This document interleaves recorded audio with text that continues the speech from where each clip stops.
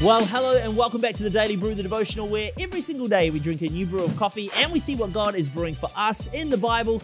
Yes, it's cheesy, but it's true, and you join me back here in Auckland City for another day of Bible reading, day 152 to be exact, and I'm so glad to be here with you. Oh, that was beautiful. That rhymed. That was lovely. I'm a poet, and I didn't even know it. I think I've used that gag before. Anyway, great to have you back here today with me as we continue on our Bible reading journey, 365 days of the year. Looking forward to getting into our scriptures today. Speaking of, let's get into it. They're in the description on every platform, and they're also coming out of my mouth right now. Proverbs chapter 13, verse 20 to chapter 14, verse 1. John chapter 20, verse 10 to 31. And 2 Samuel chapter 1, verse 1 to chapter 2, verse 7. So with that, you've just heard. We're starting a new book today, 2 Samuel. We finished another book yesterday, 1 Samuel. So looking forward to getting into 2 Samuel today.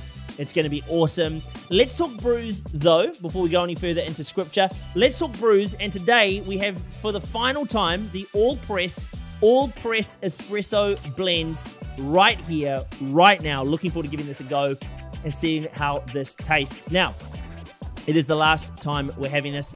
And I feel like I didn't really write the other day. I was just trying to remember back to the other day. What did I in the chemic say? That was what I had the last time. Yeah, it didn't stand out to me. Now, I loved yesterday's plunger.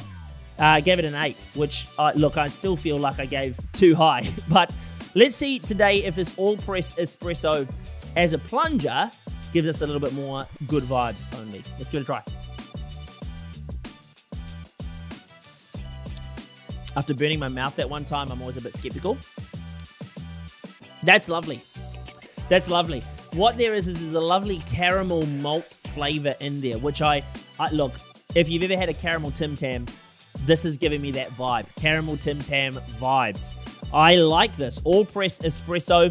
I'm going to be honest, from the packaging, I just was like, yeah, I don't know. Is this really a top brand for coffee? But I'm going to be honest, this is really good. I like this better than what I had yesterday. So I'm going to give this an 8. And you're probably thinking, well, but you gave that an 8. I want to knock yesterday's one down to a 7.7. This is an 8. Don't tell me how, don't come at me like, how are you doing your rating system? It's all wild and over the place. Yeah, it's how I'm feeling in the moment, okay? So this is an 8. Lock it off. Happy days. There you are. Let's get into the Bible, the reason that we are here. One of the things that underline the book of Proverbs is a culture of respect. It's a theme that runs deep throughout the whole book. And today, we see 3 really clear examples of this respect and what they should be directed to. The first one is respect to the Lord.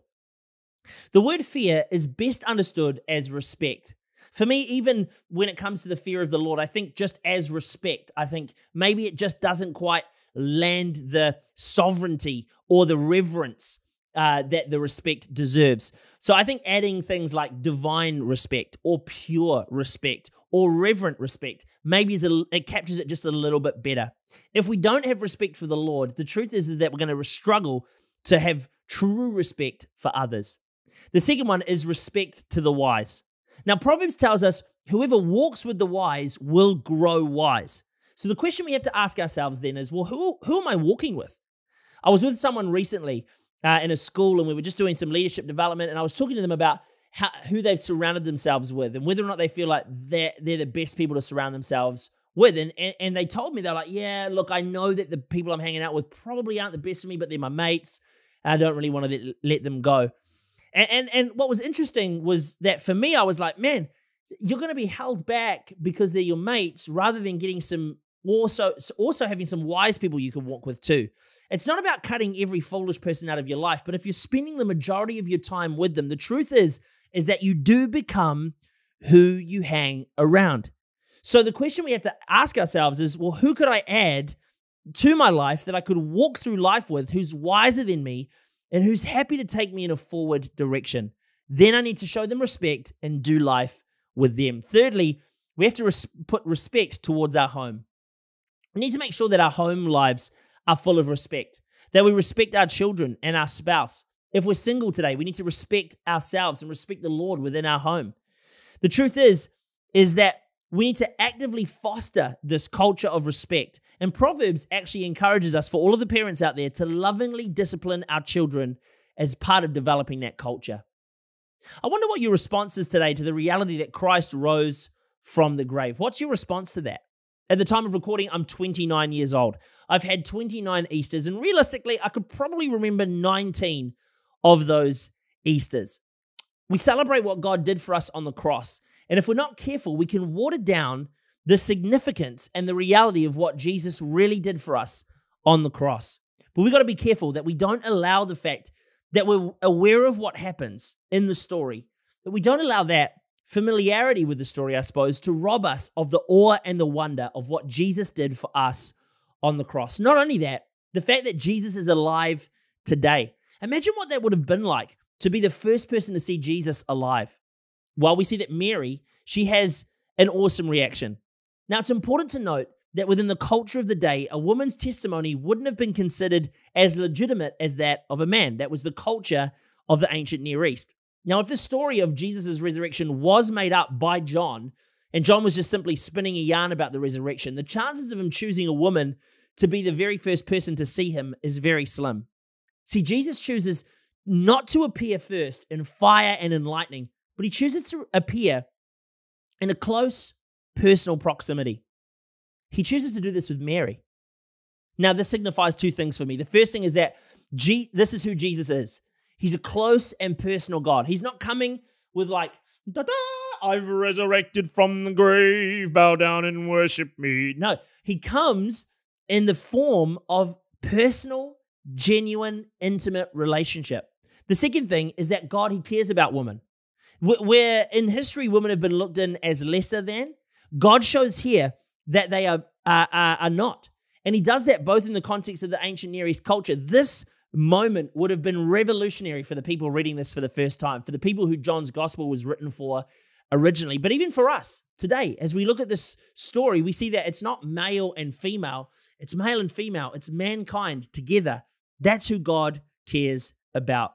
Mary has this encounter with Jesus, and her response is to call out Rabboni, which means teacher.